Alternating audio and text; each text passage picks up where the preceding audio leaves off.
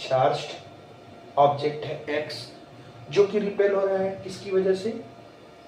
एक ऑब्जेक्ट है, object y, ठीक है, अनदर ऑब्जेक्ट y, ये हमारा अनदर ऑब्जेक्ट y है। अगर ये रिपेल हो रहा है इससे तो ऑब्वियसली इस पे निगेटिव चार्ज होगा, इसलिए रिपेल हो रहा है, ठीक है। नेक्स्ट क्या बोला है, however an object z is attracted to object y। अब यहाँ पर एक ऑब्जेक्ट z है, ठीक है, जो कि क्या कर रहा है, ऑब्जेक्ट y को क्या कर रहा है, अट्रैक्ट कर रहा है। यहाँ पर क्या हो रहा है, रिपेल, ठीक है, और यहाँ पर क्या हो रहा है, यहाँ पर हो रहा है attraction,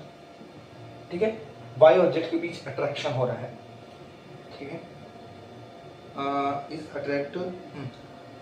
object y, which of the following is most possible for the object z। तो z पे पूछ रहा है कि कौन सा चार्ज होगा, z पे हमारा कौन सा चार्ज होगा, ऑप्शन में देख करके हमें बताना है कौन सा पॉसिबल ऑप्शन होगा हमारा, उस पर टिक करना है, ठीक है। तो देखो यहाँ पर दो कंडीशन हो सकती है, एक कंडीशन हो सकता है कि जो z है हमारा, अगर ये y है, y निगेटिव है और z को अट्रैक्ट कर रहा है तो z हमारा पॉजिटिव होगा,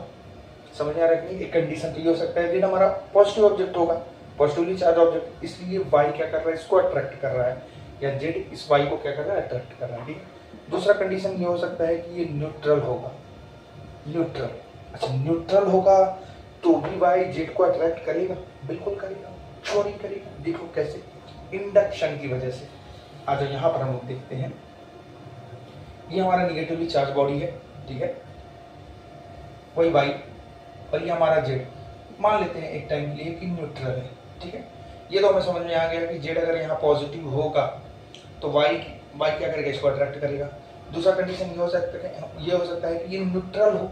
न्यूट्रल होने का मतलब क्या है, देखो ये निगेटिवली चार्ज बॉडी है, ये क्या करेगा, पॉजिटिव चार्ज को अट्रैक्ट करेगा,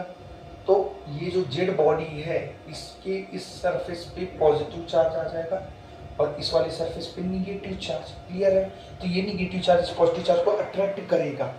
क्लियर है, इस पॉजिटिव चार्ज को क्या करेगा,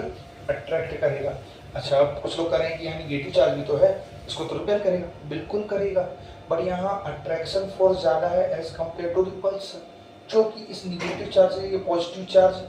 पास में है एज कम्पेयर टू इस निगेटिव चार्ज के बीच का जो डिस्टेंस है, समझ आ रहा है कि नहीं। तो इसलिए यहाँ पर अट्रैक्शन फोर्स ज़्यादा होगा एज कम्पेयर टू रिपल्सन, इसलिए यहाँ पर ये क्या करेगा, इसको अट्रैक्ट करेगा, समझ में आ